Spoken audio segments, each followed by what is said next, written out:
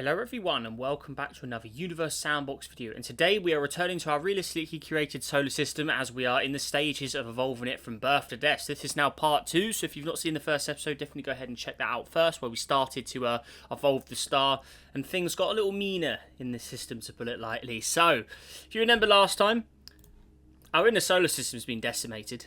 You can see here, Desolaria. These used to have all water. Janitas, that was a full-on Earth-like world at one point. Even Steebiloo here, this had water. That's all gone. And then the last remaining water is now at the Pandora moon over here, around Polyphemus. So things aren't looking great. And this has lost all of its other moons as well. Pandora's ejected them all. And you can see what's left of it. It's not looking very great. So currently, the best place to find life in the system right now is at Hoffers, the next few planets out over here, which is currently in its heyday, really. It's looking good. Got its nice conditions. Nice blue atmosphere on it. Clouds, little bits of pockets of snow and ice on it. It's looking good. Average of 14 degrees Celsius right now. So it's in a great position right now. As we can see, 84 and 22.5. And that's naturally evolved as we've just made the star brighter, which is pretty cool. But, moving on to the star itself. Today, we're going to be going into the blue giant phase. So, yeah, this is actually brought to my attention by Total Anarchy. And this is a good point, actually. I didn't actually think of this. Since this star's more massive than the sun, and it started life as Sirius, isn't it? So, this is going to become a blue giant into the blue giant stage before it actually becomes a big red supergiant. So, we're going to make it blue today. So, first of all, it'd probably be a little easier to do it with the visuals. But it's going to become a little bluer now as it becomes a blue giant. So we're going to continue to make it more luminous. The size-wise, though, it will stay roughly where it is. We're going to, yeah, make it a little bluer. So maybe a little too intense on the blue, but maybe a little more like that, I think. So, yeah, and the reason he said behind this as well, a bit of a factor here. So, the star will go through, after leaving the main sequence, which it definitely has at this point, it will increase in luminosity and size slightly, so just slightly, but not expand or cool significantly. This is called the blue giant stage. So its temperature in theory would be a lot higher. So in theory this would be more like that. So I'll try and leave it like that. Hopefully it lets us run it like that, because it may lose stuff over time. So, and its luminosity, it's going to start increasing. So if I just press play, okay, so it can run the simulation with that temperature. That's perfect. So now it's a blue star. As it's got more mass, it's burning a lot hotter. So, there you go. And it looks like I may have just broken something, because I don't know why Hoffers is just freezing. Let me just reopen that, because I don't know what I did. I think I may have changed the luminosity when I changed that temperature, which is exactly what I didn't want to do. Because the luminosity needs to continually go up, not go down. So, let's just run it again. Oh, where are we? There we go, there's everyone. Right, so, press play. Right. So, its luminosity currently is 174 suns. Okay, right, cool. So, if I just doubled this, oh yeah, it'd make the luminosity just insanely crazy. Okay, we're not ready for that just yet, so let me just halve that back down. Okay, what I'll do is, to simulate the blue star, we will just use the colour features here, because I don't want to mess with the temperature too much, so just ignore the temperature. That may not be so accurate for this episode. So, there we go. So, it's currently a blue star. There we go. So, we're still representing that phase at the end of the day, which is good. So, star's now gone blue. Now, he says it increases just a tiny bit, so we're going to go up a little further. So we'll go up to about 13, 14 suns. You know, not a dramatically big increase. You can see the temperature's still cooling as we make it bigger. That's just the way the game's programmed. So if I was to increase the temperature, it would just kind of mess up all the stats in theory. But luminosity. Well, we're currently in a good time for Hoffers, but that time is now past. We're going to go straight to 200 suns now. The star gets a little more dangerous. So let's see how that plays out. So let's run time. Look at Hoffers, because this is where all the action's going to be at the moment, is at Hoffers. That's currently where the zone is roughly sitting. So keep an eye on that. You can see it's definitely going through some seasons right now. Judging by that, yeah, due to its orbit. Okay, interesting. So that's constantly changing. The inner solar system, again, that's not looking too great. I think maybe we'll do a little more buff to the star. We're going to go up to about 235. 242 now. You can see, look, some of the green is disappearing now as the season changes. That's interesting. So if we actually go to Hoffers itself, the average is going up. So not looking great there. So how are we looking over here? Yeah. Ooh. So it's, yeah, that 50. So you can see where the grey zone is developing on the map there. That's the hottest point, going up to almost 100 degrees now. That's why it's losing its habitableness. So you can see it's right on the end of its sort of life cycle now. as we've buffed the star up. So not looking too good for Hoffers anymore. So in theory, the next next bar out is around Eurytune here, in this region here, because we're going to be looking at Titanus here, the largest of the moons. Because this is the world that currently has possible potential vegetation. I was saying it in theory it is habitable right now, but this is the world that in theory has the best chances next up. So what's this temperature right now? So 18, okay, so in theory if there's any liquid on it, it should be melted. So let's just do a little manual. So if there is any water on the surface, only maybe a few patches of it on here if I remember right. I know it did lose it all, okay, but right now it's in the decent conditions. I'm pretty sure we did put water on this at some point, so let's just have a... It may just lose it over time anyway, maybe just one of those worlds, but let's just see how it would look if it... So, melt and settle. So in theory it should look something like this, but my guess is it's losing that material. Yeah, it would lose it over a long period of time, but in theory it should look like this right now. But the game's a little weird. I don't think it's got enough mass, possibly. That could be why. Oh yeah, the mass is way too low. That's the problem with it. That's a bit annoying. So if only we set it up properly when we made the system. But oh well. But in theory it should look like that. But I guess over time it would. So let's just... I guess we'll just have to pretend that right now this is the habitable. This is habitable. But obviously that's all going to disappear because it can't hold on to it. And then the next world out is this object out, Diffus over here, which is probably the last of the worlds that can be habitable. It's currently minus 91, so we don't have to worry about that just yet. And it's got enough mass, so that should be fine. Okay, cool. Right, anyway, let's just continue evolving. So as we look, we're going to see Titanus lose that very fast, unfortunately, which is really annoying. But I guess that world has passed its time as well. So what we'll do is we'll buff the star up furthermore. Maybe we'll make it a little more bluer as well, as it goes into like the ultimate blue stage. Maybe that's a little too realistic, or too little enhanced blue, but just for the purpose of the stages we'll have it like that. So there we go. So Hoffers, we can see its green zone isn't really changing as much now. Let's speed up time a bit more. You can see it's definitely losing more of that green zone. I don't think the ice and snow really should be there anymore. Oh, okay. Orbits are still orbiting. I'm still very surprised that the Pandora moon's kept its water. That is very surprising. There's surely no way. I mean, how hot is it down here?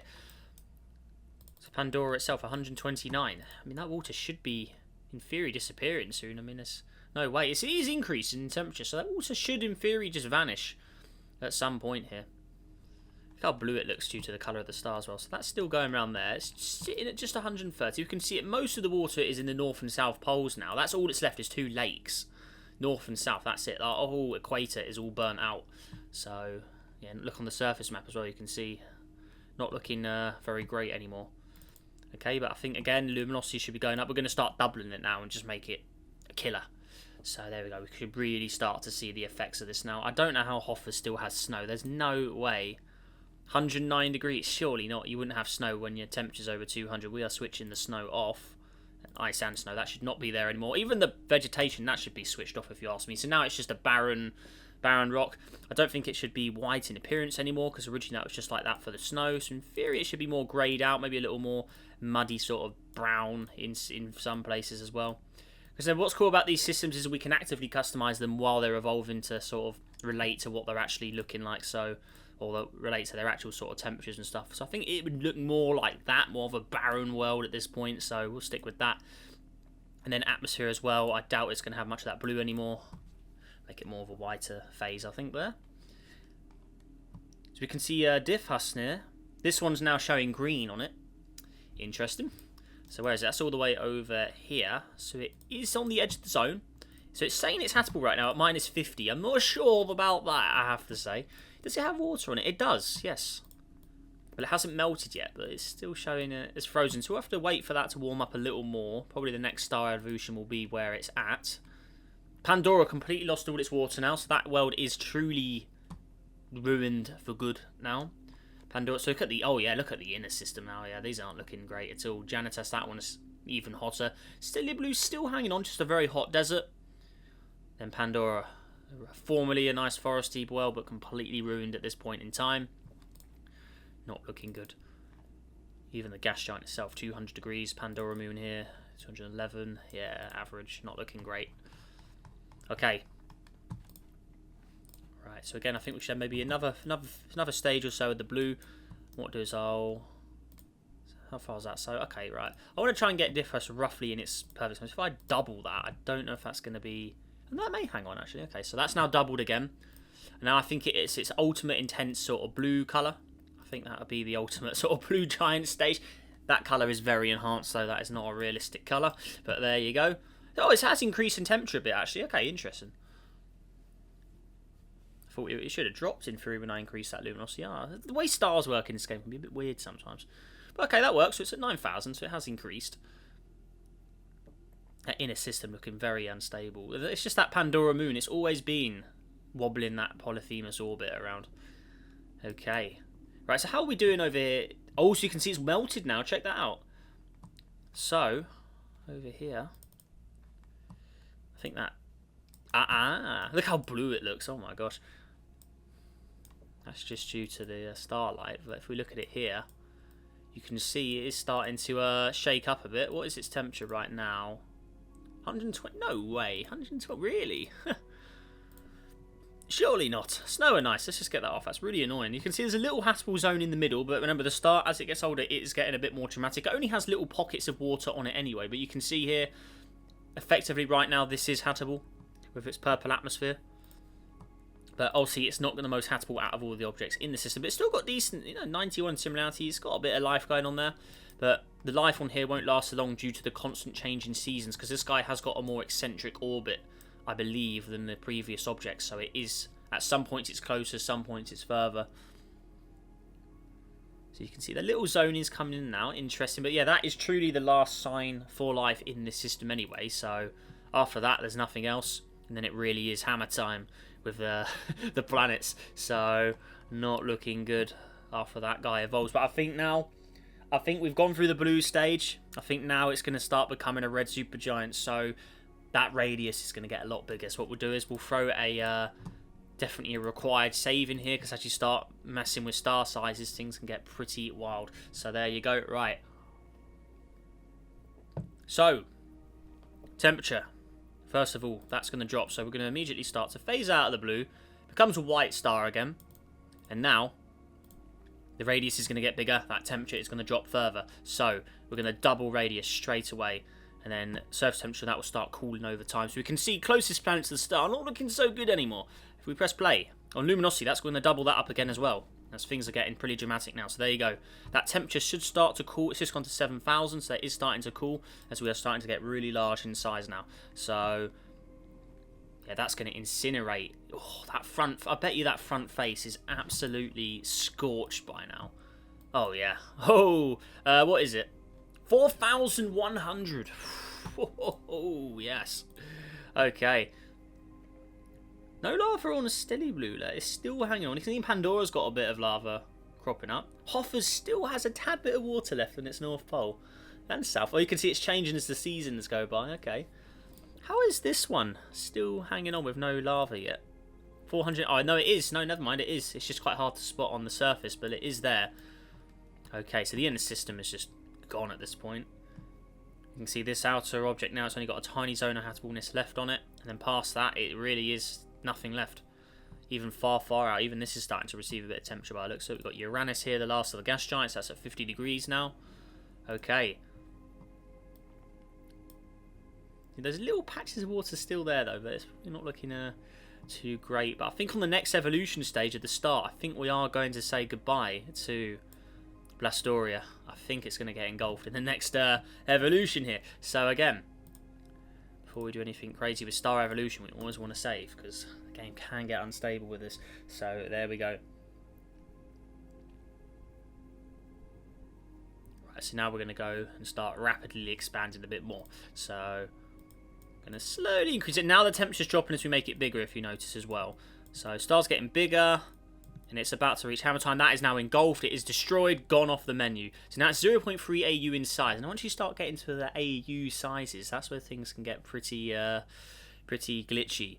And look at the temperature drop. As we've made it larger, look at that temperature drop. You can see it's starting to become red without us even actually inputting any temperature. Look at that. It's really dropping. Okay. And then luminosity, again, double that straight up. Things are getting dangerous. So there you go. Oh, it's going up again now. What? I think it's that luminosity that's done that. Okay. Interesting. Well, for visual purposes, It's going to look more like that now. Okay. It's becoming more of a red star now, but we want to make this a supergiant, so it needs to be bigger than 1 AU. So I'm hoping the game will let us run it at bigger than that, because sometimes the game doesn't like it when you make stars bigger than 1 AU, especially if you've evolved them yourself. It's a bit annoying, but hopefully it will let us do it. We've got the mass locked, so we should be allowed to make the star larger. I'm hoping anyway. So there we go. Let's let this continue. It's only 2 masses of sun after all, so it wouldn't really become like the ultimate size supergiant, but it should be at least bigger than 1 AU because it's got more mass than the sun. So in theory, it should reach at least 1 AU. So we'll see how we go there. But there we go. So now Decelaria, the closest planet to the sun there. Once the wasteland world, when it originally started, it had already lost its original water. We never actually designed this world in its heyday. It had already passed that when we designed it. So yeah, now it's really on the edge of things. Janitas, look how hot that one is. I mean, that's a killer now, that one. Yeah, look at that. Because we gave this a big greenhouse effect, if I remember right, as well. So that's not looking great. Pandora, Hoffa's still hanging on to the last water over here. Not looking great. 300 degrees. Just those tiny pockets of water at the top. Look, you can see it's still minus. There's still minus temperatures up there, so it does make sense. There's a little bit of water there. Okay. But yeah. Quite a barren, cratered world now. Now it's lost all of its glory. So how's our last of the Habitable worlds doing over here? There he is. 125. So it's still cooler in the north and south areas, which is where the Habitable zones currently are. But the pockets of water are in the middle, which is actually the hottest zone. So I don't know how that water's still hanging on there. Not looking good. Okay. Right, let's continue. Alrighty, now I think while this is playing out, we haven't done one of these yet for this system, but sometimes in our Birth of This systems, we like to throw in a random anomaly. Sometimes we have a rogue star, a rogue planet, things like that, but I think this time, someone said throw a rogue gas giant in, so I think we're going to go with that. Let's see, I'm sure someone did say it. I can't know if I... Oh yeah, someone said please do a rocky rogue planet for the next part. So that's from... A300 Gaming. So massive thank you to them for their little suggestion there. Yeah, we like a rogue object flying in our system sometime. Because remember, Birth of Death systems, in theory, they're representing millions of years when we evolve stars like this. So, you know, over that time, there could be rogue objects that fly into your system. So, I think what we'll do is, random Rocky, as requested, we're going to shoot this into our system. So, slow down time a bit. We'll shoot it from a... I think we should shoot it from at least the outer regions. So we're going to shoot it there. We're going to make it quite slow. We're going to make it quite a slow approach. It's drifting quite slowly. We're going to shoot it there. There he is. Okay, so it's a rogue object now entering our system from the outer depths. So not the most interesting looking world we have to say there. But maybe we'll make it a little super Earth. Make it quite large in size. Let's go up to a 4-mass Earth, super Earth. There we go. That should be interesting. And then we'll give it a interesting trail colour as well. Okay, right, there it is. So keep an eye on that. See where that bounces in the system. Okay. And it looks like something has been ejected over there. Look, what's that? While we were doing that, Uranus B. Something has been ejected there. Oh dear. So that is deleted. That's gone. Okay, and something else got ejected by the looks of it. What was that? Uranus C. So the Uranus systems had some sort of incident. So that's gone. So what happened there? Uranus, where's that gone? So there was some sort of incident here. Something's been ejected. So it looks like those two moons... Look at the state of that. Yeah, that's been... something's happened there. Not good. Oh, they must have had a gravitational bounce off each other and just slung each other in opposite directions. So they are gone. They're out of the system. And I did see some particles. There may have been a collision between two of them as well. So let me just do Control D, get rid of any particles out there, because I can notice the simulation's getting a little laggy now. So something definitely happened there. Okay, right, as we continue, we can see our rogue object is approaching. Very slowly, but it will increase in speed as it approaches. Let's watch as it fly by, see if it gets picked up maybe. Did I just see green on Decelaria? What is going on there? Hang on. That can't be right. What is that all about? That vegetation. Get that off here. No way. Yeah, exactly. That should not be switched on at that point. Okay, where's our rogue planet? It's taking its time, though. It is going very slow. I don't know how fast we can actually run the simulation at this point. Yeah, it's quite slow, but it is approaching. It is on its way. Yeah, I'm not sure what's making the simulation run so slow now. Because it wasn't running this slow earlier, but you can see, look at there. most of the planets now are starting to see glowing hot temperatures. Look at Polyphemus, for instance. That is not looking great. Yeah, getting hot. Alright. Pandora, though, that's still there. How does Hoffa still have its water, honestly? Okay. Yeah, things are getting pretty dangerous. So there's our rogue, still on its way. But yeah, I'll evolve the star once our rogue flies by. So as we can see, it's coming in. That speed should be increasing though, if we look at it here. That's going to constantly accelerate as it approaches, it gets pulled in. So we're going to see, is it directly slinging to the star? Because it wasn't aimed directly. It looks like it may be on a crash course here. This rogue object may just go slam straight into our star. Because it wasn't fired at high velocity, so in theory it may just get sucked in by the star's gravity. So we'll see how that plays out. So it's still increasing. Looks like it's up to 5 kilometers a second now. So it really is speeding up. It looks like it is on a collision course.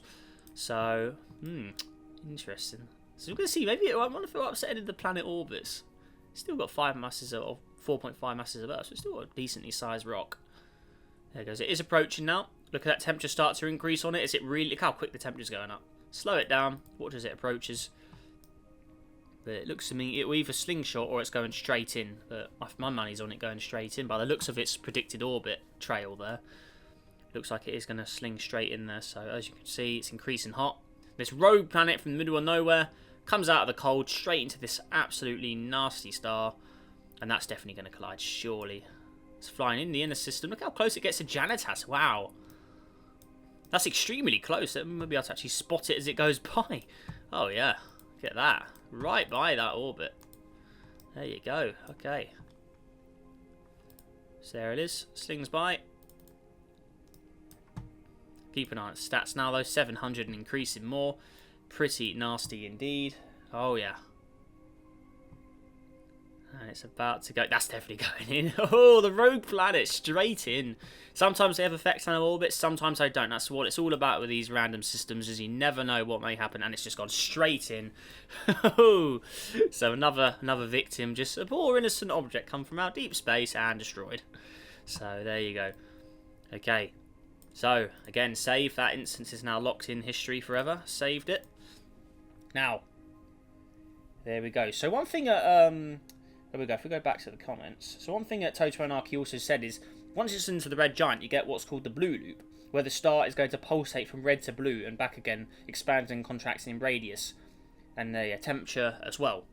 So that may be a little hard to do, because when you increase and decrease stars, it can get a little messy. But let's continue. We'll try and do that. So let's say it goes to its... well, let's make it bigger first. So I'm hoping I can double this. Because sometimes when you start doing this, things get pretty wild. So you can see it's... so for instance, it's more red now. More of a red giant. So there we go. Then luminosity again. This is going to be like... Things are getting pretty serious now. We're doubling it straight up twice. There you go. So now the whole system's going to get absolutely roasted. Hoffers, you should not have water. There is no way. With molten rock, there's no way. Okay, the bottom's still saying minus 200. Really?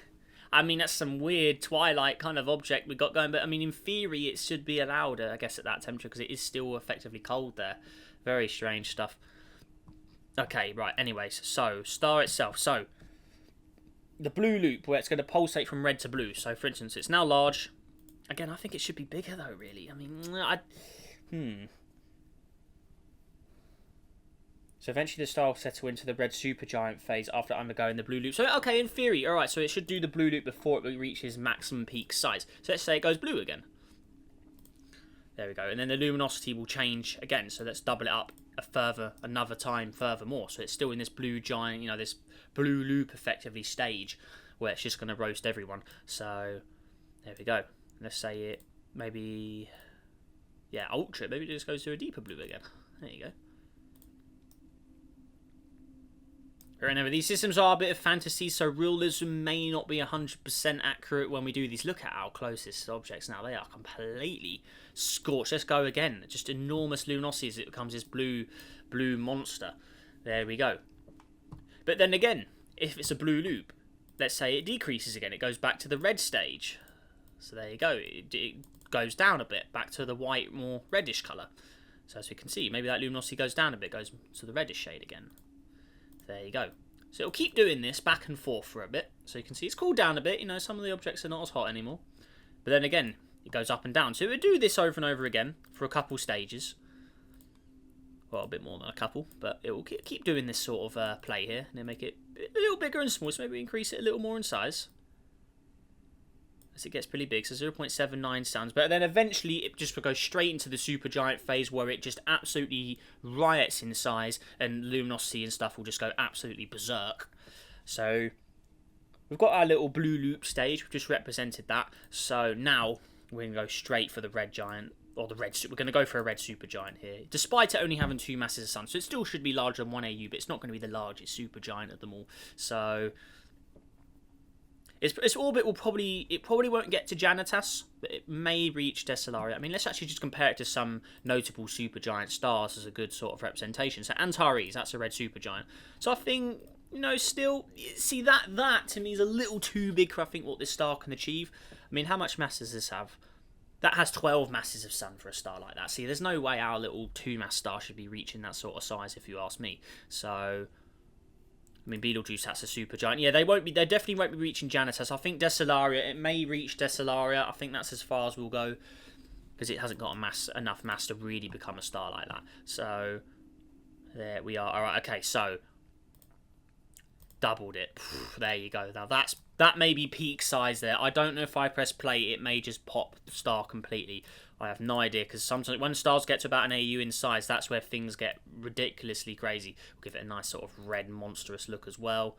A little more on the red gauge there. Okay, now I have no idea if this is going to stay. If I press play, it could pop it straight away. Oh, it looks like it's running. Okay, good. That temperature should be a little less, but I've increased the luminosity even higher. Look at the damage this thing is doing now. Oh yeah. So yeah, even Anarchy said as well, the star was said to enter the red supergiant after undergoing the blue loop, which is what we've just represented. When it's cool, will mostly be iron, its outer layers will be very large, diffuse and cool. So he even said the star you're using, Rigel, would be massive enough to become a neutron star after its supernova, but not a black hole, because yeah, it doesn't have enough mass to really crash in that core and become the black hole. So we go over a neutron, so we'll have to try and spawn a neutron star in with this at the end. So we'll see how we go there. But there we go. So it looks like we're going to be doing this birth or death in only 2 parts. Normally we do. Oh, there you go. So the star popped there. So that's its peak size. It will not go any bigger than that. So there you go. So it looks like we're about to do the nova. We've got to do the nova manually in these, because the star doesn't explode itself. It just pops. And that's one thing I really want to be fixed, is that I want to say it's a glitch. It shouldn't just pop. It was running there and then it just pops. It's very, very annoying. But yeah, that's why we save, people. So there we go. So we have to go back in time a bit. And we have to repeat that. So we've done the blue phase, so we'll go straight to the supergiant. So we doubled it up, didn't we? So we went straight for that. Was it about 1.21, wasn't it? Yeah, about that. Which is, see, it's to distinguish between a red and a red supergiant.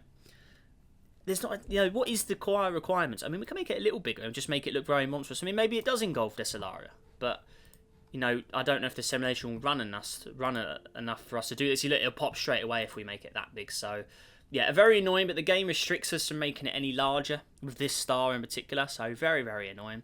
So what we'll do is we have to also do our nova manually. So what we have to do is we have to replace the star, then place the star again and pop the second star and have the nova in the middle. So it's just extremely frustrating. So what we have to do is, for instance, star again, it's a supergiant phase. Obviously luminosity is like crazy at this point, so everyone's going to be very, very hot. But what we have to do is we have to, for instance, save the star. So what I'll do is I will save the star there. Then what we have to do, the best way to do this, I find, is replace it with a neutron star. So what's a good neutron star to use? It'd be one of the or we can use one of the pulsars. They're still roughly, you know, similar things. So I mean, they'll probably spawn without the massive blaze, so we can use any of these guys really. It doesn't really matter. So there we go. Or ones with 2 masses of sun. That's perfect. Okay, so that's now replaced there. So everything is now going to orbit that. That's what's left of our star. It's now just crushed down to that. Now, while that's doing that, the outer layers need to explode. So what we do is we now save in the star that we actually saved here. So we place this on top of the original, or off on top of the star that we've replaced. And then what we need to simply do is we slow down time to just really, really slow. So we'll go to a couple of minutes here because this is really the end of the system at this point. So we're going to slow that down extremely slowly. Right. Now, all I need to simply do is go to Tools, Explode, and then just pop the star. And that's job done. So explode, press that, and there you go. So the pulsar, or neutron star in this case, is in the middle of the nova, and the nova has detonated. But because that neutron star is already placed, the orbits shouldn't be too messed up from this. So if I press play, the star's popped, the red supergiant has popped, and we're going to see what actually survives, because I don't know if much will survive this. So we're going to press play. It popped instantly. We're having it a few milliseconds, and that thing has just gone absolutely berserk and gone boom. So we'll see if anything actually survives this. We're only traveling at a couple milliseconds here. So if I speed up time, we're probably going to see temperatures increase dramatically as these dissolve. It may dissolve most of these, so we will see. And the neutron star is in the middle, so we'll see if any of those orbits last as well. But there you go. So you can see the front face. Look at them. Oh yeah, they've gone blue hot. Oh dear. So all the faces facing forward right now, they've been absolutely scorched in seconds. And we're going to see orbits are disappearing. Look, they're dissolving. Look, destroyed. Oh yeah. Hoffa's is still hanging on. That was a super Earth, so maybe it will survive. We will see. You can see most of the objects have been disintegrated. Hoffa's is gone. Oh dear. That's in minutes. A few hours now. There you go. Oh, that one looks like it survived. Look at that. I like how it's still got the little Habitable zone on it. And there you go. So, Eurotune is gone. Pandora's system's completely gone. The planet, the gas giant Polyphemus, that's destroyed as well. All that's left is... So let's see what actually remains. And there's your neutron star in the middle. So there's no pulsars around it. It's just a very dense star. It's still got two masses of sun as well. Luminosity is non-existent, but yeah, there's your new. Look at that's all burnt out now. Look, oh dear. So, what actually survives? So delete the nova. That's all done. So this is all that's left after the nova, after the red supergiant phase. So we've still got dominant gas giant. Why am I not surprised? Only 1.86 Jupiter mass left though, so it did lose a significant amount of mass on that explosion, all withered away. Eurotune still surviving. I don't think any moons would have survived. Only the original, the gas giants, the ones that had enough mass to lose. This rocky planet somehow managed to survive with its larger Earth-like mass, maybe. Still hanging on, but you can see it's scorched completely. That surface is ruined. No atmosphere left, no water, completely gone. Uranus over here, the other gas giant, still there. And then we had one dwarf planet somehow make it out. I have no idea how it did. But we've still got this little asteroid that managed to survive. Just about hanged on there. So there you go. So, after that, you can continue evolving, but not much is going to happen. I mean, eventually these orbits will completely break away as the star effectively decays over a crazy, stupid amount of time. We're talking trillions of years multiplied by another few million, trillion, before this star eventually just becomes a black, eventually would cool down and would this become a black? See, I'm not sure what would happen to a neutron star for a long period of time. Would it become like a mini black dwarf? I'm not sure how they'd work. Or it'd eventually collide with something else in the depths of space. As you know, predicting that far in the future isn't really plausible. Would it decay via Hawking radiation? These orbits would eventually decay, so the orbits would either crash into the star or just completely escape. So, for instance, if we were to do this, the outermost orbits, they'd break away first. So if I was to increase the speed of this, effectively that would just decay and fly away. And then it would eventually happen for all of these as they break away. So same with you as well. That little asteroid would be gone at this point as well. It won't even let me select the thing. Oh, there we go. So effectively this would eventually break away as well. That's not coming back. This one's still hanging on again. You would just break away. Your orbit would just decay. Then all that's left is the two remaining ones. But again, these are too far away from the star to get pulled in. Their orbits would just decay. So, or we think they would. Because, again, predicting that is a bit impossible at the moment. And then, again, you would just all break away. And then eventually star, I don't think it would explode. It'd probably just cool off. It probably just lose temperature over a crazy amount of time and eventually become something more like that. I mean, I don't know how neutron stars really work, because I don't think we've ever seen what happens to a neutron star if it gets too old.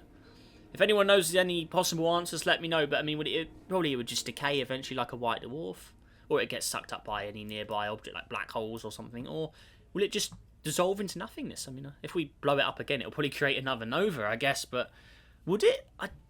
Because again, it's like a black dwarf. We've never observed a white dwarf become a black dwarf because no white dwarf is old enough to have become a black dwarf yet. So we don't know. In theory, the answer is we don't know. But if you've got any suggestions in the comments of what you think may happen, I mean, let me know. I mean, yeah, I could blow that up and make it a nova, but I don't know if it would become a nova. It's actually affecting that one we ejected, but yeah.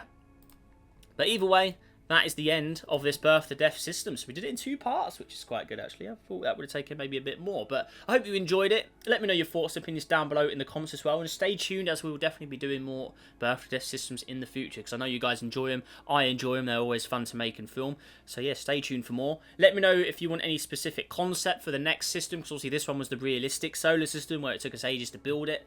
But yeah, we'll go back to the more traditional format of making the system probably in 1 episode and then starting to evolve it that very same episode. But yeah, let me know what you want to see. Feature-wise, we could have 2 stars again. We've done 2 stars before. Any specific scenario, let me know what you think down below in the comments. But anyway, so that all said and done, if you enjoyed this video, make sure to press that like button, subscribe for more, help us on the journey to 40,000 subscribers. And yeah, make sure you have a great day. Stay safe out there, and I will see you in the next video. Goodbye.